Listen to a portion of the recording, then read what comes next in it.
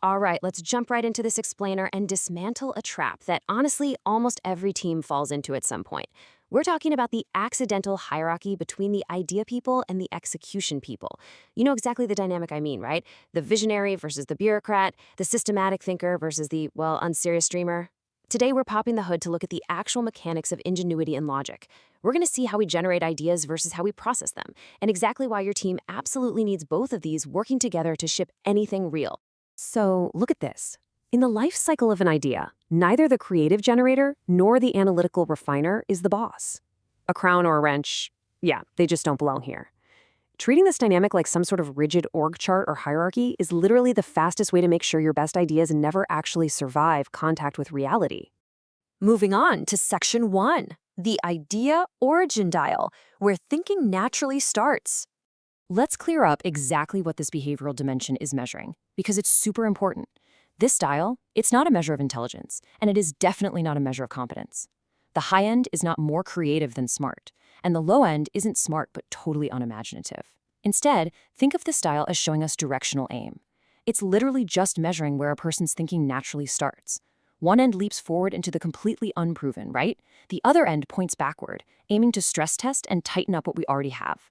Both are incredibly rigorous. They're just rigorous in completely opposite directions. All right, section 2, the generator, high ingenuity, the blank page invitation. So let's look at the high end of the spectrum first, the generators. Think of the classic Willy Wonka archetype, right? A total idea factory. For this mindset, a blank page isn't intimidating at all. It's an open invitation. They generate new, unproven ideas incredibly fast. Hand them a maze, and their immediate instinct is to just punch a hole straight through the wall and ask, well, why does it have to stay this way? They absolutely thrive in the ambiguity of wide open space. Now, it's absolutely crucial to understand their hallmarks. Generators don't really look backward at precedent. They almost always start with, what if? If there's no existing playbook, that doesn't slow them down. Actually, scratch that. A lack of a playbook is precisely when they do their absolute best thinking. They'll eagerly throw together a rough prototype way before they fully justified or proven that it should even exist. And their ultimate gift to your team? They're the source of anything genuinely new in the room. They're the ones willing to build the impossible thing first and, explain it later. But they do have a very distinct failure mode. They can be undisciplined.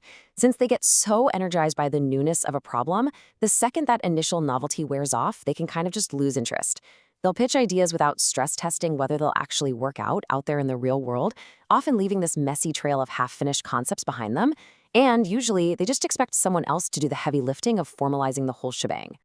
Which brings us to section 3, the validator, high logic, verifying before acting. So what's going on at the total opposite end of the dial? Let's talk about the validators. This represents the deeply methodical archetype. Think of the character Data from Star Trek. And here is where people get things completely wrong. This end of the dial is not less creative. Not at all. It's just a totally different relationship to where thinking begins. For validators, their relationship with ideas really kicks in after the raw concept lands on the table. They absolutely need to verify before they act, bringing that magnifying glass right down to the gears to make sure the machine is actually going to function. Let's break down their hallmarks. Validators are highly systematic and rigorous. They fundamentally distrust leaps that skip steps. When a generator comes in and says, hey, just trust me, it'll work, the validator immediately says, okay, prove it. And listen, this isn't a lack of imagination. It's exactly how they protect the rest of the team from a great-sounding idea that would just shatter the minute it hits reality. Hand them something that's only half built, and they will optimize it, refine it, and catch that hidden flaw that literally nobody else saw. Precision under pressure? That's their natural resting state. But just like our generators, validators have their own failure mode, analysis paralysis. If you hand a validator a completely blank page and demand instant blue sky invention, they'll often just freeze. Why? Because they over-index on precedent.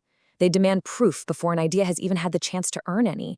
They move super slowly on genuinely unprecedented ground because, well, quite literally, there is nothing there yet to verify. You simply can't optimize a gear that hasn't even been cast yet, right? Okay, section 4, the handoff. Sequencing ideas, generator first, validator second. So how do we actually fix this? The magic lies in how we combine these mindsets, which brings us to the single most practical manager insight in this entire explainer, the sequence. The fix for a stalled project isn't about picking your favorite mindset.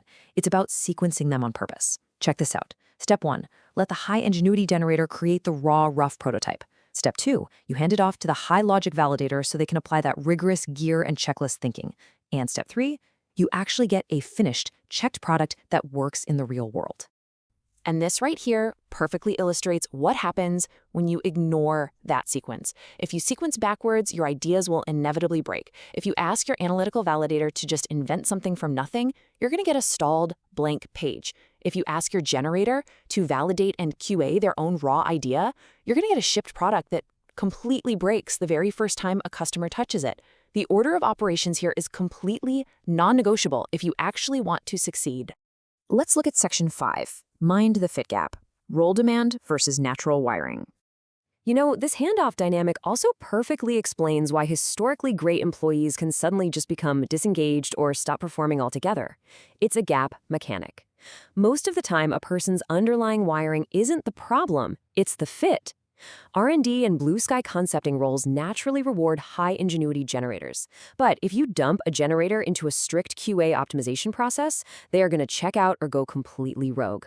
On the flip side, QA roles completely rely on those high logic validators, but drop a validator into an R&D role with absolutely no existing processes to refine, and they'll stall out every single time.